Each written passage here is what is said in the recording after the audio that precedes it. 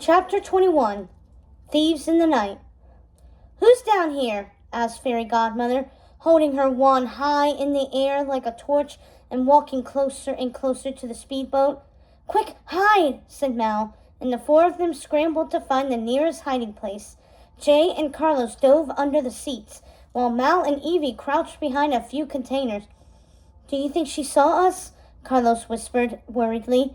His heart was pounding rapidly under his black and white leather jacket. "I hope not," said Mal, crouching down even lower in the shadows. "I swear I heard something," said Fairy Godmother, setting beams of light everywhere.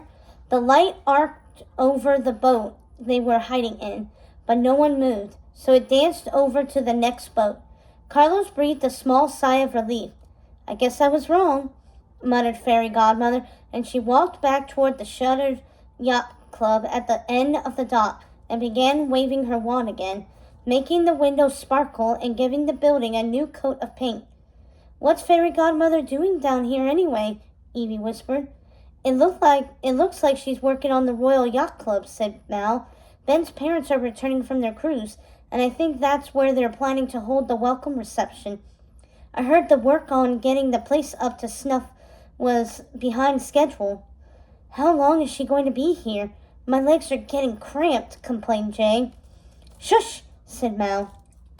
They watched as Fairy Godmother unfurled giant banners with the Oradon crest and gave the yacht club a sign a little more sparkle. "There," said Fairy Godmother. "That should do it." She began walking away from the dock and back to the harbor entrance. Carlos found he could breathe again. If they'd been caught stealing the royal speedboat, they would be in so much trouble. It felt as if his stomach had dropped into his shoes ever since he heard their headmistress's voice. Mal poked her head up to check, and there was no sign of Fairy Godmother anywhere. "I think she's gone," she said, stepping out from behind the boat's containers. The rest of them came out from their hiding places, Evie hugging herself with her arms, and Carlos still looking uncertain. Only Jay appeared unfazed. "Let's give it a little more time," suggested Evie. "Good idea," said Carlos, who was not in any rush to get moving. They waited a little while longer, sitting in the dark and listening to the waves slosh gently against the sides of the boat. When Mal was satisfied Fairy Godmother had left the harbor, she nodded to the team. "Okay, let's go," she said, tapping the steering wheel as she muttered the words of the spell, and the boat's engine roared to life once more.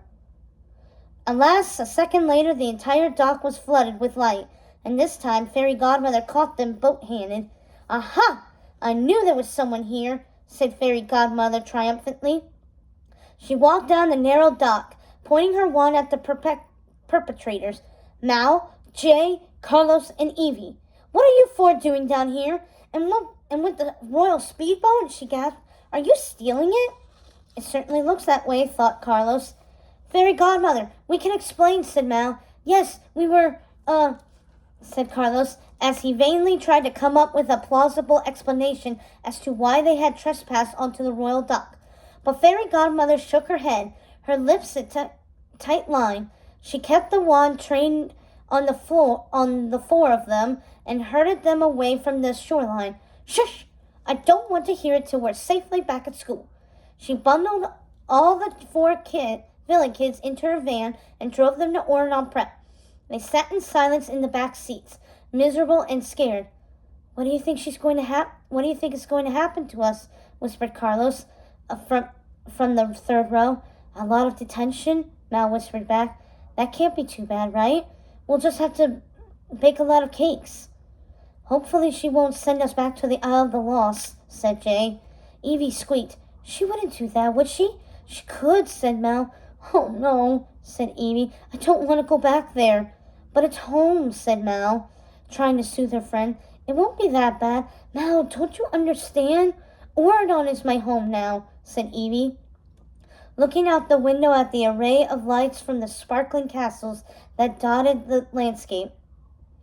Carlos nodded. He couldn't go back to the Isle of the Lost, not after everything they'd seen and done in Oradon. The thought filled him with a heavy dread. He couldn't go back to scrubbing his mother's bunions. He wouldn't. "No talking back there," said Fairy Godmother from the driver's seat. "And no talking on your phones either." With a flicker of her wand, all their phones disappeared. When they got back to campus, Fairy Godmother marched them in front of her, holding the wand at Jay's back at the end of the line. The hallways were full of students heading to dinner. Carlos thought longingly of his life in Oregon, convinced this was the end of the tale. He hadn't even been able to say goodbye to Dude. The school would not look kindly on thievery. Or was it grand larceny? Marine larceny? Worse, it was exactly what the good people of Oregon expected from a few villain kids. Except they weren't villains anymore. Not at all. And they were only stealing the boat so they could help a friend. But what was that saying about the path to darkness? It was paved with good intentions. A few students looked at them curiously, but no one said hello, as Fairy Godmother had a very angry look on her usually cheerful face. One student was a Didier. However, Jane spotted them on the way to Fairy Godmother's office.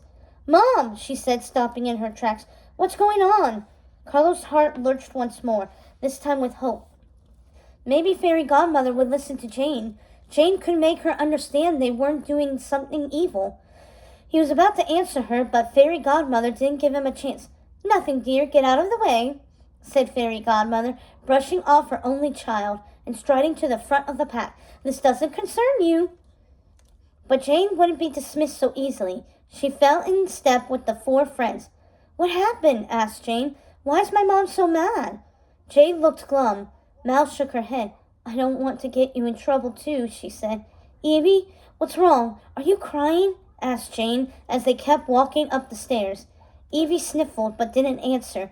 They reached the landing and Fairy Godmother unlocked the door to her office.